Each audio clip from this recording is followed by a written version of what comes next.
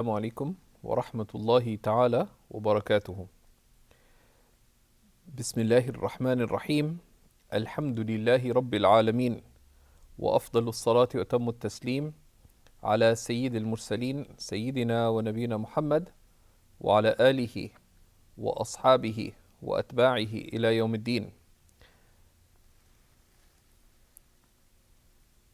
اللهم فقهنا في الدين وعلمنا التأويل وألهمنا رشدنا يا رب العالمين.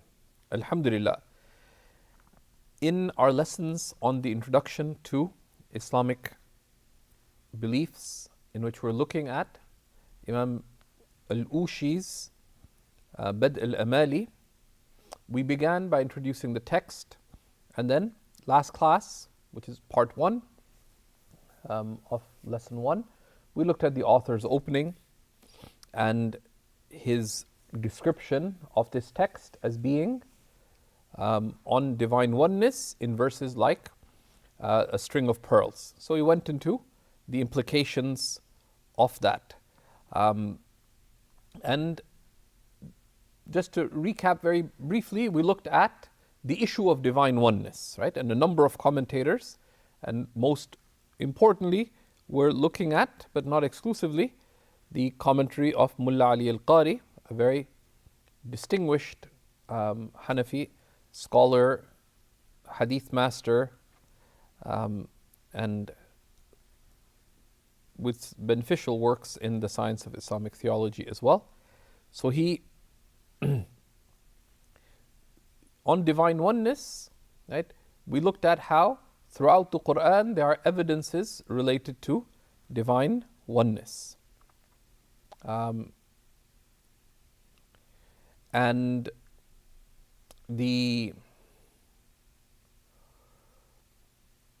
verses of this are many. We touched on some of them, and even La ilaha illallah itself, right, contains within it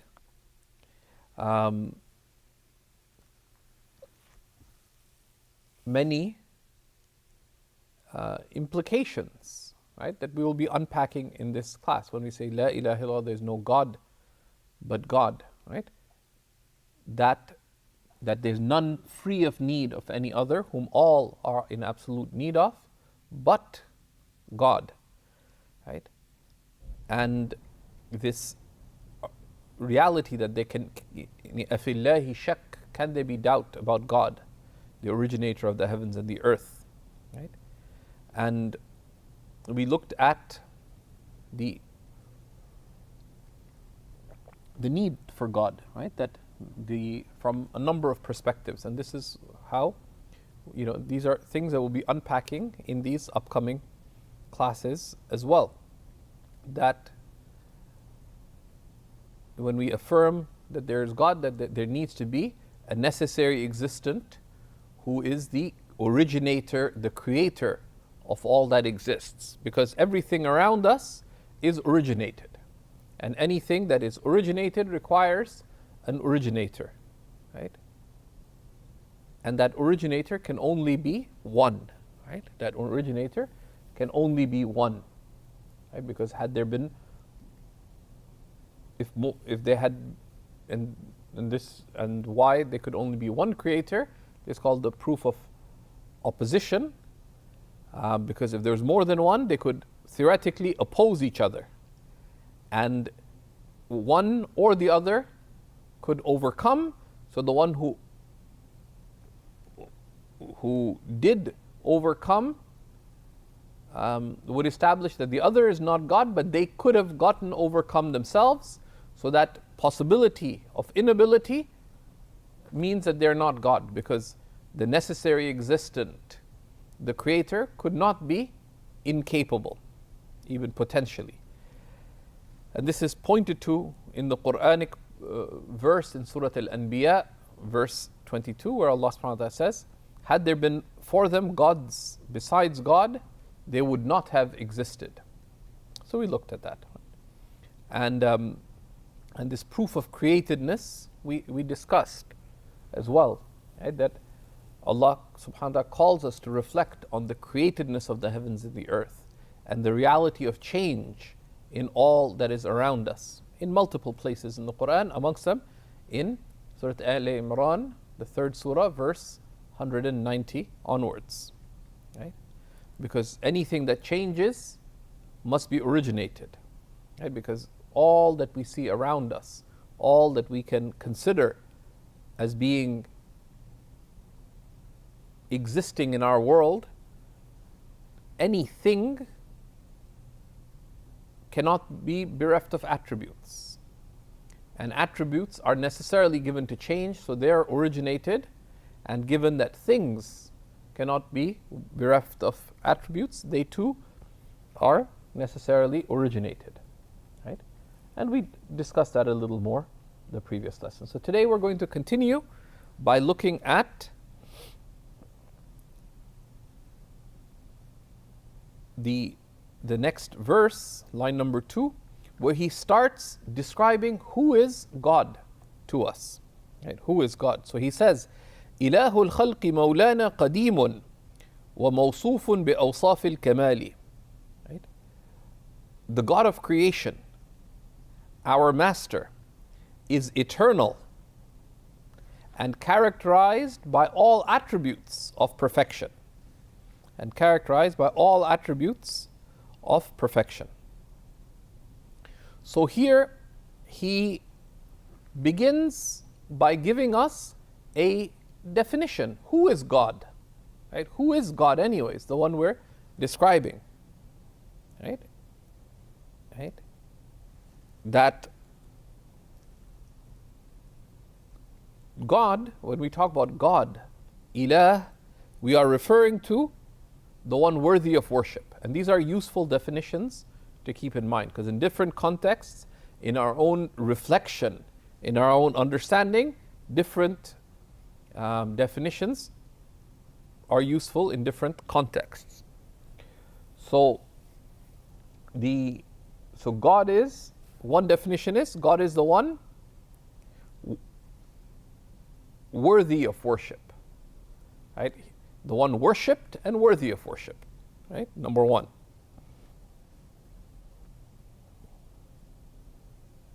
Right? He is the God of creation. Also points to another of the definitions of God, that God is the creator. Right? God is the creator. He is Ilahul Khalq, the God of creation, i.e. He is the creator. Right? By creation we mean anything existent besides the necessary existent. Creation is anything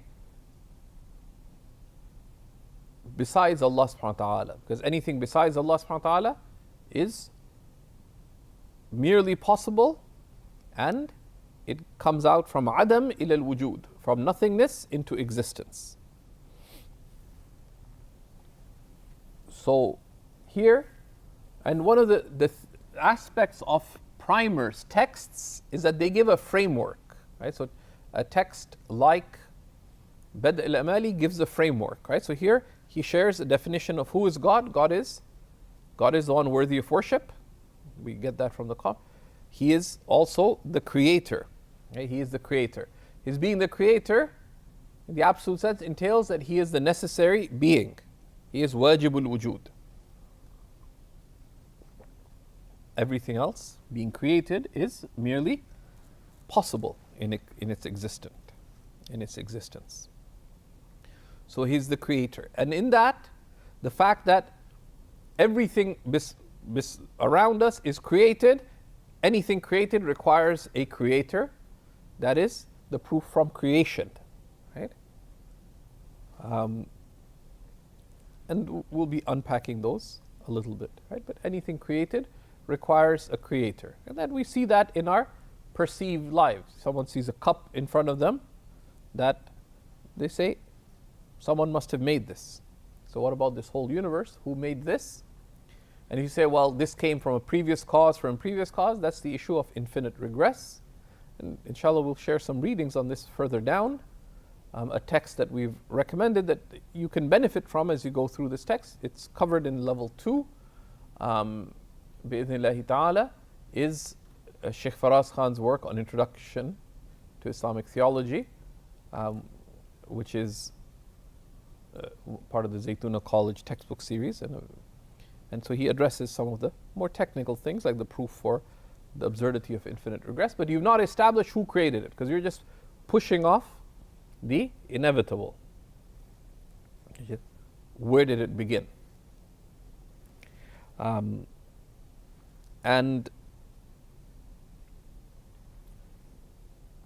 our master, right? Our master, right?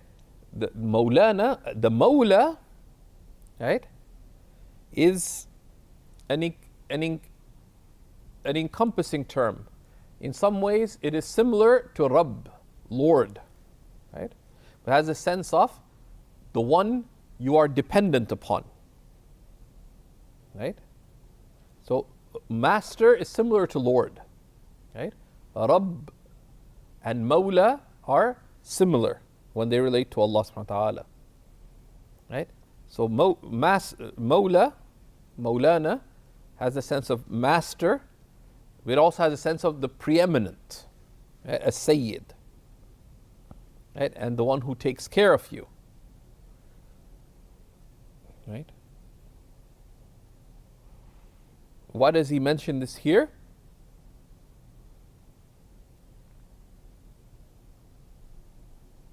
Right? Because this is to affirm that the one who created, right? That there is a God. He is the creator. You are created, so like there is a God. He is the creator. You are created. He is your caring master. You are his servant, right? You are his servant. That is the believer's understanding of reality, right? Which is that who am I? I'm a abd, right? I'm a servant. I'm a slave. I have a master. I have a mawla, right? And I'm responsible before him.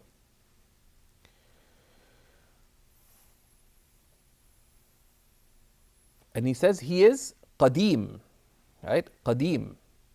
He is absolutely eternal, right? He is absolutely eternal. And qadim, right, is the one not preceded by non-existence, right? Right?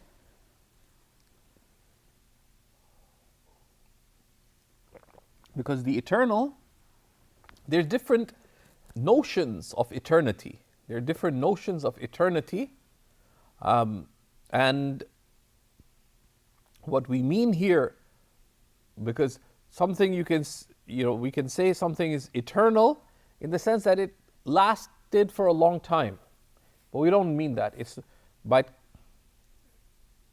Because time itself is created, right? Time itself is created. Allah's eternity is, right? And in Mullah al-Qari, for those of you who can follow in Arabic, can take the definition from there. Malam yusbaq bil adam, that which is not preceded by non-existence, right? Which entails that his existence is necessary. It is, must be, and cannot not be, right? Because something that is eternal is necessarily everlasting, right? So affirming that Allah is eternal, qadim, also entails that he is baqi, that he has the attribute of baqa, of everlastingness, right? So he's the first without beginning and the last without end, right? And this is right, qadim, absolutely eternal, characterized by all attributes of perfection, right? Because divinity, right? Each of these realities, his being God, the one alone worthy of worship, the necessary existent, the one free of need of any other, whom all are in absolute need of, who is the one who takes things from nothingness into existence and who sustains them there. He is, and you are just one of those created things. So you are created, you are needy, you are dependent upon Him. And He is eternal, He is your Lord, right? And He is your Master. And He is eternal, right? And the one who is thus, God, the necessary existent, the Creator, is necessarily characterized by all attributes of perfection. Because He is eternal, anything that we affirm about Allah, Himself or His attributes, is necessarily eternal and necessarily absolute. Right? There are no limits in eternity.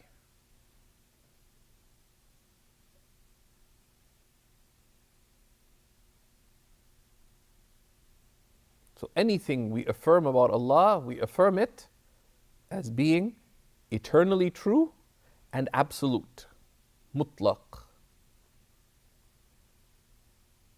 Right? So, therefore, He is mawsuf, He is necessarily characterized by all attributes of perfection. Because anything affirmed for Him is eternally true, eternally, everlastingly true, and it's without limits. So if we affirm knowledge for Him, it is absolute. It is not just there's no quantity, because quantity is the sum of parts, does not relate to Allah, and limits entail neediness, and that also does not exist in eternity, in absolute existence. That's mind-blowing if you think about any of the names and attributes of Allah. All of them, if we affirm them for Allah, they're absolute. Okay? Allah's life, His knowledge, His will, His power, His hearing, His seeing, His speech, all of these are eternal. His mercy, His generosity. Right? So this is a general principle, right? Characterized by all attributes of perfection. This entails the opposite as well, that He is transcendent beyond all attributes of imperfection. Munazzah an simatin naqsi wa zawal, as Mullah al-Qari mentions. Right? And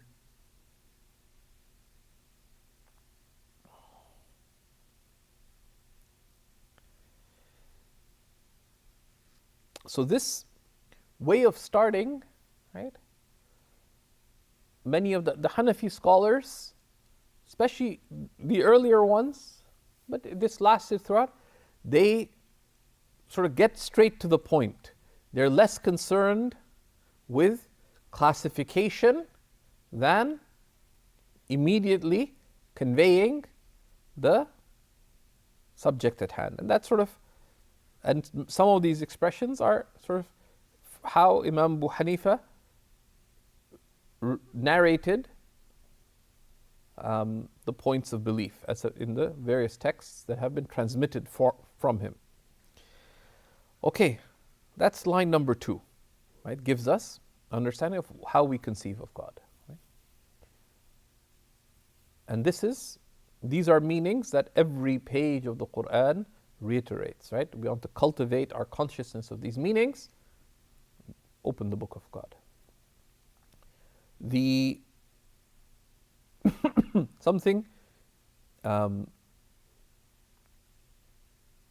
he tells us in line number 3,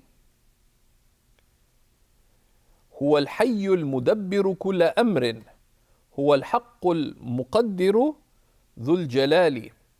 He is living, the executor of all matters. He is the real, the powerful, the Lord of majesty. Right. He is the living, right?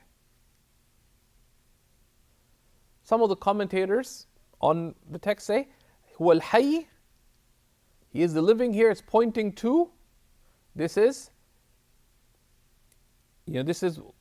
a type of style called iktifa. It says he is the living, meaning the living and sustaining. Right? Pointing to ayat al-kursi, right? Though that might be somewhat far-fetched, right, in that sense, but he is the living, right? And this is a meaning emphasized repeatedly in the Quran of God being the living, and has implications, as we will see, right? Because if we, some of those who thought about existence say, okay, existence requires a first cause, but if it comes into existence, then that first cause has no other role. Say no, God is living, and being living, God is characterized by active attributes, right? By the active attributes, the sifat al-dhat, the attributes of His essence, which are active attributes, right? His life, being living, having the attribute of life, He has active will, active knowledge, active power, etc. This comes in the Quran, in Surah Ghafir, huwa al-hayy la ilaha illa hu, right? He is the living, there's no God but Him.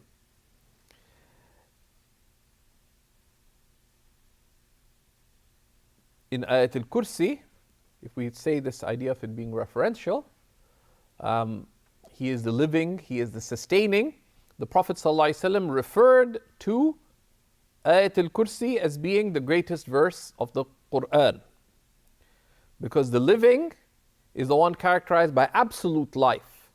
The life of anything else is only affirmed because the eternally living has brought it in, given it life, and sustains its life. Right?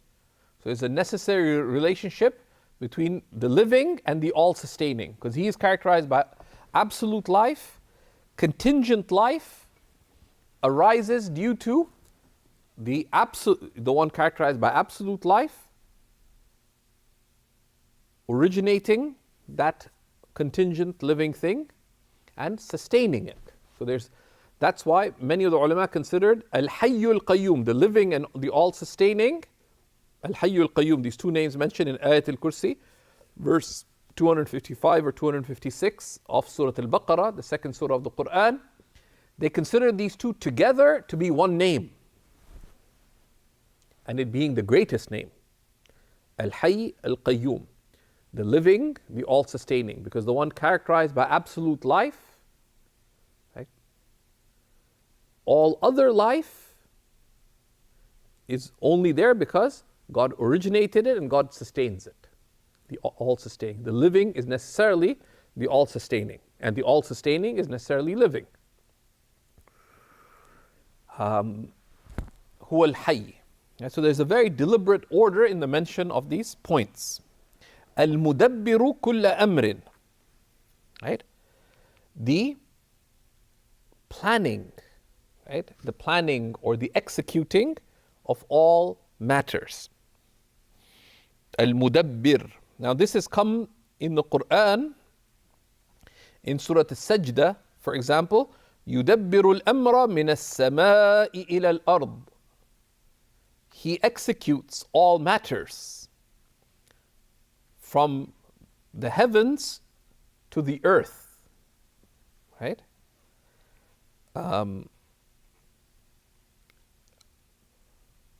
Right? And al-mudabbir, right?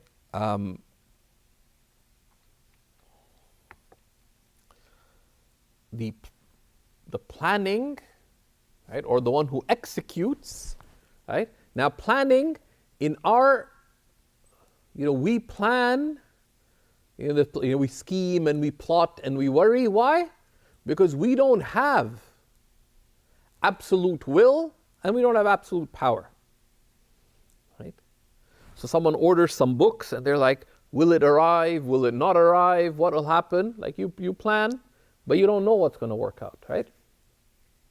But so when we say Allah's executing His tadbir, right? Allah's tadbir is kamalul iradati wal qudra, right? Allah's planning is the absoluteness of His will and power. إنما أمره إذا أراد شيئا أن يقول له كن فيكون. His affair is that if He wills something, He says be, and it is. Right?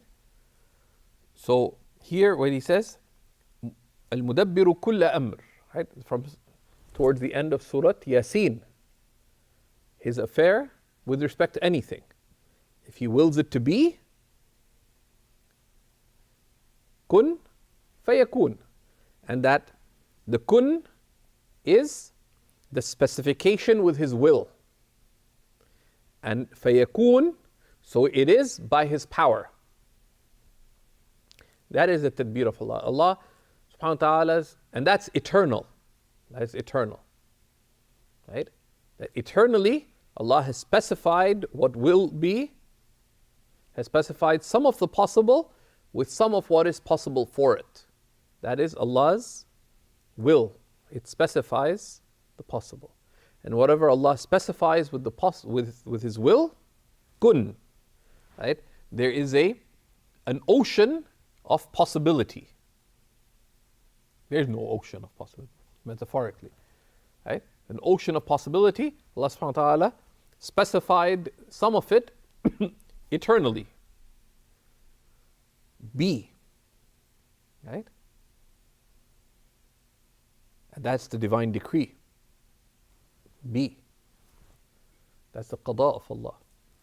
فَيَكُونَ, so it is by Allah originating it. Right? So this is point, and we'll be talking more about the will and power later. Right? Right? So Allah's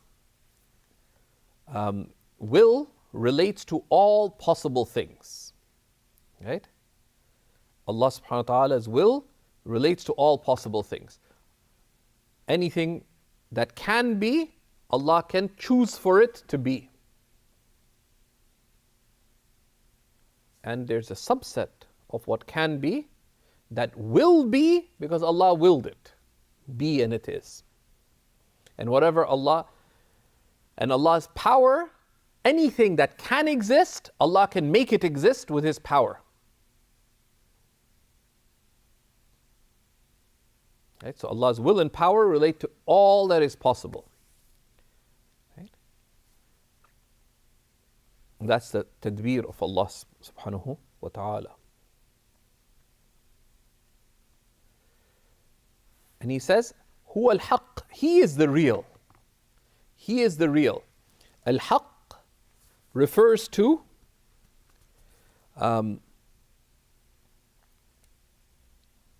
the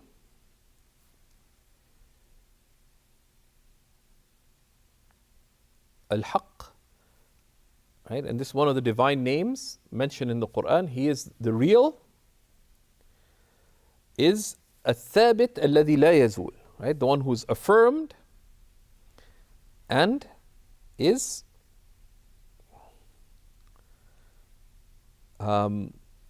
unchanging. Right? So it's similar to al-qadim in that sense. Huwa al-haq. Right? And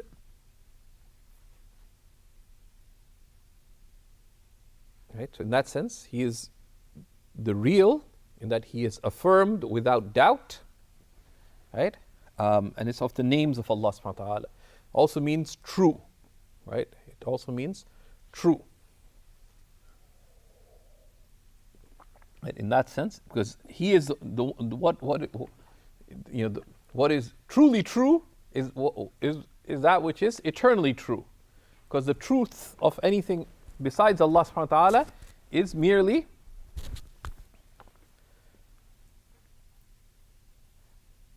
temporary truth, right? In that sense. And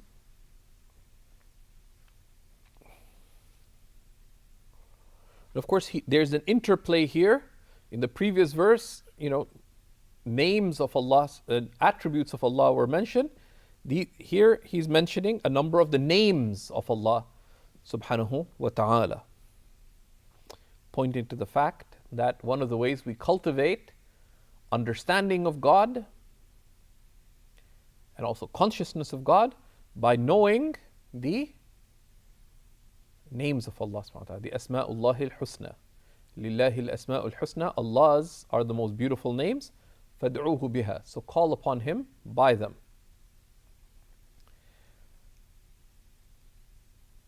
Al-Muqaddiru, right, the powerful, right, the powerful, and right, Al-Muqaddir can refer to the specifier of things, or, to put it in apposition with Al-Mudabbir, the all-powerful, right, the all-powerful, the one who originates matters in accordance with how He specified them, right? The all-powerful is the one who originates, right, the possible in accordance with His eternal specification, right? Right?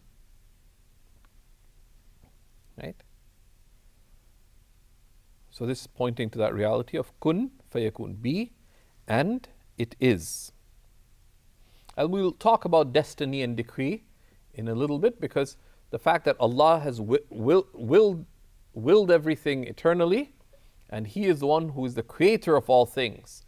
Allahu khaliqu kulli shay, from Surah Al-An'am, verse 102, and elsewhere. This does not affect the reality of our responsibility, which is undeniable, right? If I took my glasses and snapped them, and someone said, "Why do you break your glasses?" I didn't. It's qada wa qadr, right? It's destined. That's foolishness, because yes, it is destined. We affirm both destiny and choice, and that's coming up. Dhul Jalali, the Lord of Majesty, right? Dhul Jalali, the Lord of Majesty, right? And Jalal comes from that which is magnified. Jalla al-Amr is that which is great or consequential, right? So the magnificent, the majestic, the Lord of Majesty. This is one of the names of Allah subhanahu wa ta'ala that come in the Quran. Dhul Jalali wal Ikram, the Lord of Majesty and honor. It's a descriptive. And one of the reasons he mentions this is to point us very clearly towards knowing Allah subhanahu wa ta'ala through His names, right? To know Allah subhanahu wa ta'ala through His names, right? And the ulama mention that there are names of majesty, yes, or attributes of majesty, right, which affirm the focus on the reality of the authority of Allah subhanahu wa ta'ala, right? And there's names and attributes of Jamal, of beauty, right, which emphasize the care and concern of Allah, like Rahman and Ra'uf, the all-merciful, the caring, right? And the other names related to divine mercy. And we know Allah through these names, right? And that's one of the important exercises, right? And each name affirms an attribute that is affirmed for the one named. Besides the encompassing divine name Allah, which is a personal name of Allah, which refers to the one, to the named, characterized by all attributes, by all names of perfection, and transcendent beyond all imperfection. So that's the. Then he raises an issue, right? That if we say that Allah is the one who wills everything, and Allah is the one who creates everything, right?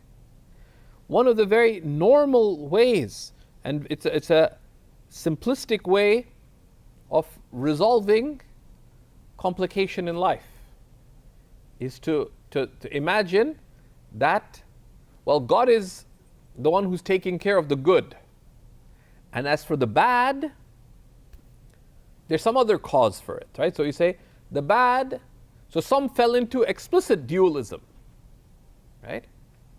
Into explicit dualism, that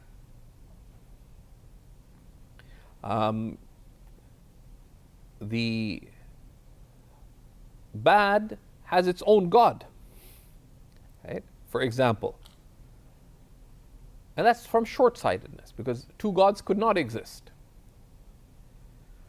Others said no, God does this, God does the good, so evil is from human beings. But then there's a problem, because at the end of the day, who created it? How did it come into existence? Right? So now, before we consider whether something is good or bad, beautiful or ugly, pleasing or displeasing, just or unjust, all these things, okay, how does anything exist? Anything whatsoever besides Allah, how does it exist?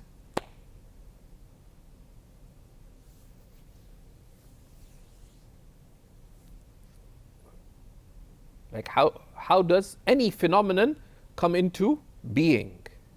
Be. It needs an originator, and that could only be one. So anything that goes from mere possibility into existence is because it has a cause, a creator, and we posit that creator can only be one. So if anything that exists is created by the one creator, besides whom there is no other, everything possible only comes in existence because of the necessary existent. Anything that is alive only gets to be alive and exist because of the eternally living. Therefore, anything that exists, good or bad, pleasing or displeasing, all of it is from Allah subhanahu wa ta'ala. قُلْ كُلٌّ مِّنْ عِنْدِ اللَّهِ. Say it is all from Allah. Anything that exists is willed by God, as we took in the previous line, and it's specified by the will of God, and it is originated by the power of God, right? Irada and qudra. So having affirmed what he affirmed in line 3, it follows that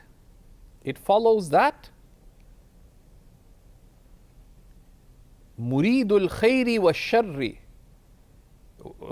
القبيح لكن ليس يرضى بالمحال. Right? He wills both good and the evil and vile. However, he is not pleased with the wrong. Right? Because Allah's attribute of will, right? Anything possible that comes into existence is because Allah's eternal will specified it be. And Allah's power then originates it, and it is. Kun fayakun. Right, so Allah's will and power are absolute, like anything else we affirm for God.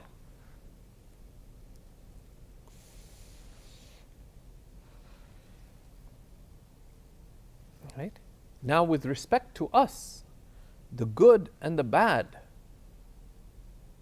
Allah subhanahu wa ta'ala tells us in the Quran, right, that He has created both the good and bad as a fitna, right, as a test. He has created the good and bad as a test. And what is a test in it? What choices will we make? Right? What choices will we make when faced by the good and when faced by the bad?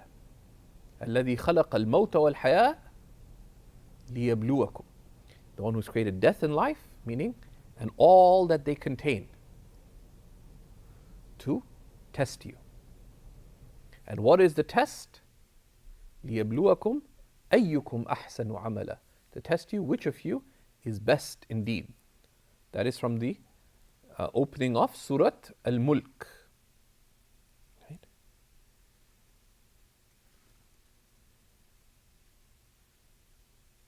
So He has willed it. He has willed it. And in it is mercy. In it is mercy. Why?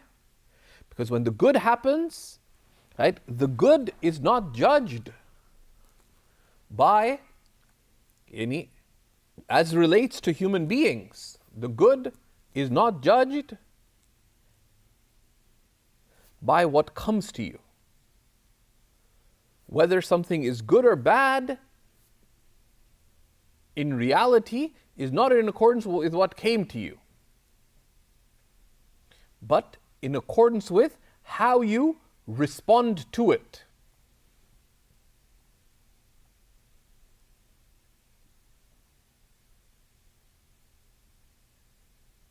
So something good came to you. Right? You got married to the person of your dreams. But then, by eternal standard, that's a nightmare for you. Why? Because you just got comfortable. You're like, before, let's say your parents were not supportive of your religious practice, whatever, so you struggled. You'd get up at night and very quietly pray. You would take your religions very seriously.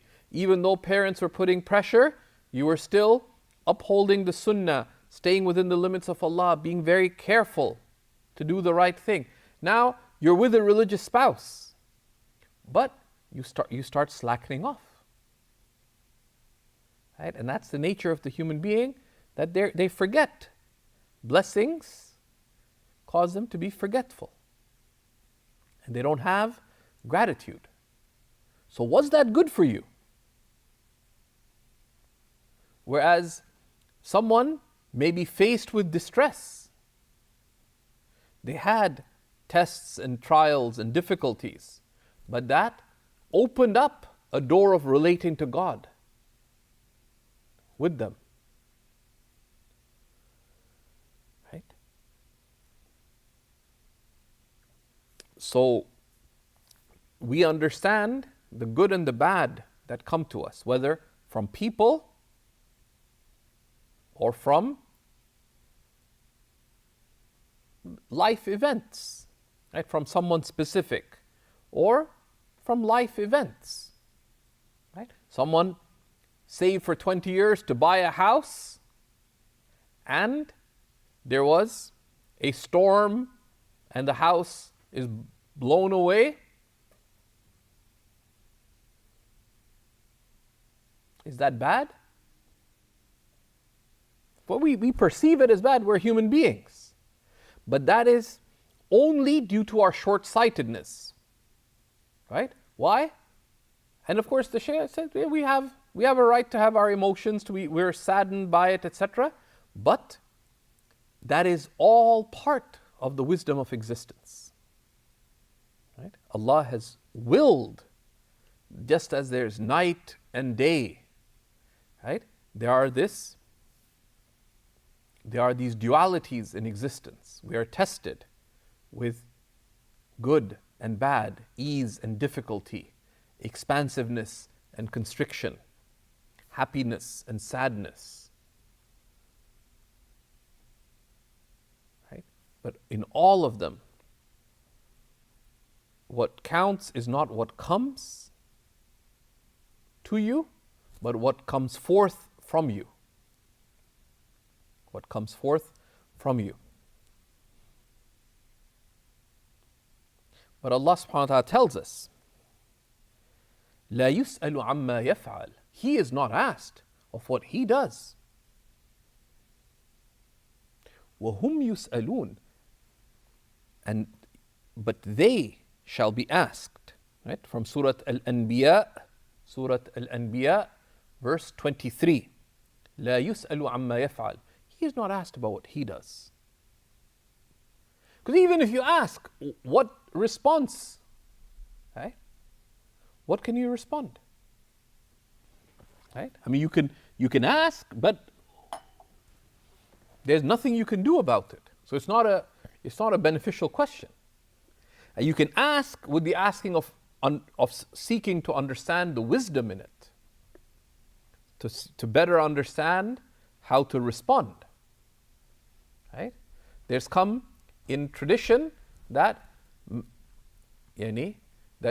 لَمْ يَرْضَى بِقَضَائِي, whoever is not content with my decree, فَلْيَطْلُبْ أو فَلْيَبْغِي رَبًّا سِوَايِ, then let them seek a Lord besides me. And there is none. There is none. Rather, humility and slavehood entails appreciating the wisdom. لِيَبْلُوَكُمْ, to test you. أَيُّكُمْ أَحْسَنُ عَمَلًا, which of you is most virtuous, most excellent in their action. لكن ليس يرضى بالمحال, but he is not pleased with the, here muhal can refer to the impossible, but here muhal refers to the, as the commentators mention,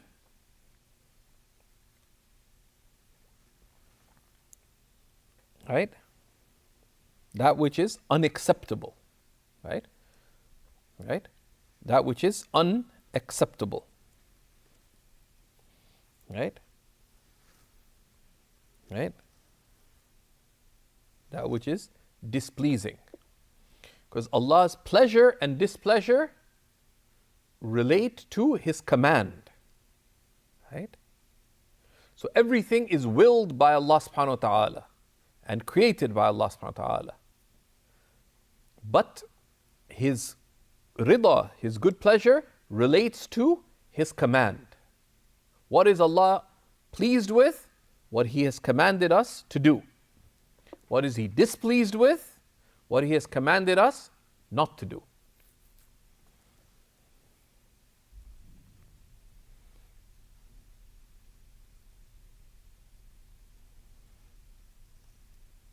Right? So that's why the answer, like the poet said, the answer, my friend, revolves around the command. Right? Right? That it's not blowing in the wind somewhere. Right? Right? The answer, what do I do? Find out what does Allah command, and pursue it. Right? اتخذ وجه من هويناه قبلة. Take the pleasure of the one we yearn for as your qibla, as your guiding direction, as the poet said. And that's so Allah's pleasure relates not to His command, not to His will and power. He is not pleased or displeased with what He created, because the creating of what is created around us there's hikmah in it, there's wisdom in it, and those things that relate to us, there's ibtila in it. There is test in it. And he tells us, he's created things in all kinds of ways. And that's part of the wisdom. And it all manifests the theophany of Allah's names of majesty and mercy, of beauty and perfection, right? With a perfect balance, as Imam al-Ghazali says, were the veil to be lifted from you and you could understand the meaning of everything, you would behold the ultimate perfect balance. And that's what wisdom is. That's what hikmah is the perfect balance of divine knowledge, will, and power. Right? Everything is absolutely perfect, exactly how it is. We don't understand it because we don't have the full perspective. That if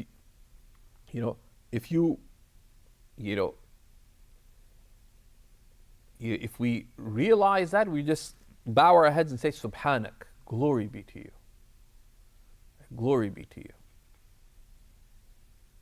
But His good pleasure is not connected to the wrong. Right? His good pleasure is related to His command of responsibility. So if we respond outwardly and also inwardly in accordance with the divine command, we are in a perfect state. Right? So that's how we understand the phenomena around us. Right? As for the good and bad, right, themselves, they do not relate to Allah subhanahu wa ta'ala. Right?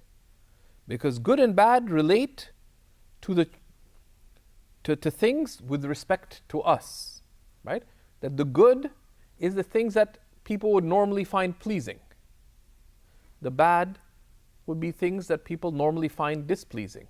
There's any of the meanings of good and bad don't relate to God, because He is free of need of all these things. Right? Right? Or the good is that which has a good outcome with respect to human actions. And the bad is that which has negative outcomes for oneself or for another. None of that relates to Allah subhanahu wa ta'ala.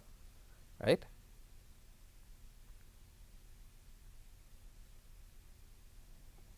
Right? So, rather, the good and bad are not related to what is pleasing to us or displeasing to us. What is good and bad relates to what choices we make in response to what comes to us as individuals and as a collective. Right? So that's why he puts this right away. Once, if you talk about the absoluteness of divine will and power, but then the obvious question, there's displeasing things. Is Allah pleased with them? No.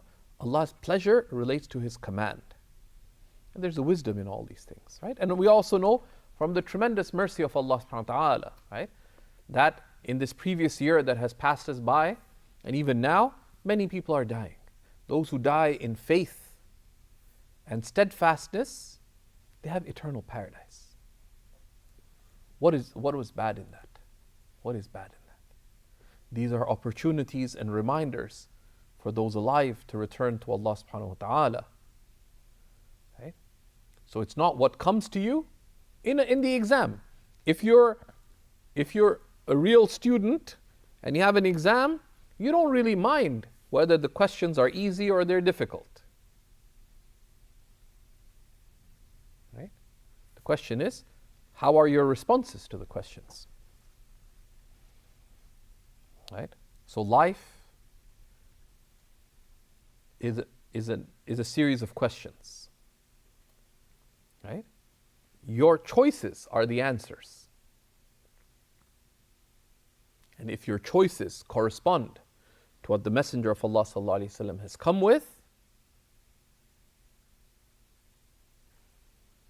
you are of the faizin, bi'idhnillah. You are of the successful, bi'idhnillahi ta'ala.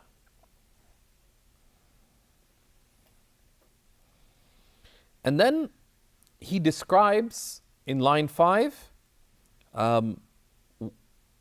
how we understand the attributes of God.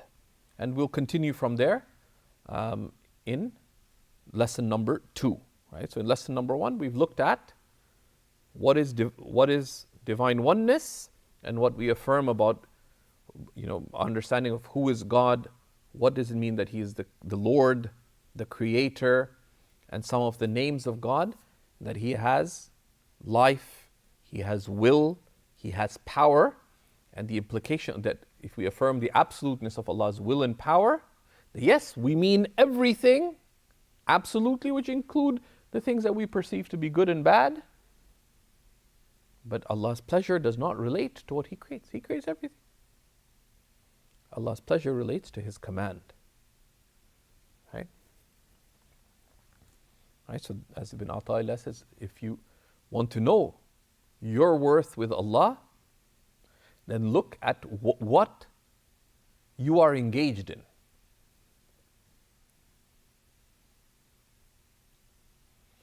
So we ask Allah subhanahu wa ta'ala to grant us insight. Right? To grant us insight. And that's why the reality of what Allah subhanahu wa ta'ala tells us, وَرَحْمَتِي وَسِعَتْ كُلَّ شَيْءٍ. My mercy encompasses everything.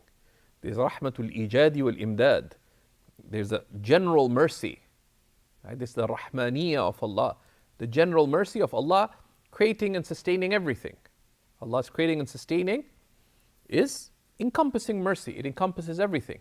But there's the particular mercy, right? The rahimiyya of Allah. Allah being the rahim, the particularly merciful.